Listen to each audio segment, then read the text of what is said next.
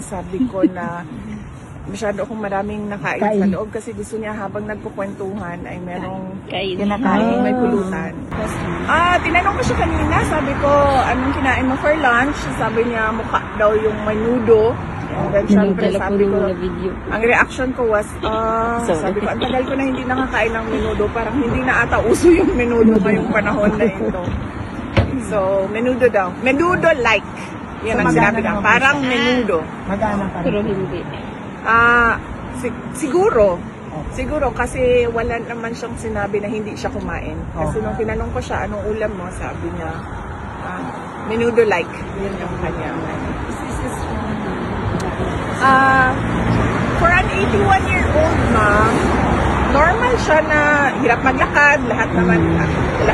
Hindi naman lahat, pero karamihan ng 81 years old ay si Dimdan talaga hirap na rin maglakad. So, may tungkod siya. Ganun.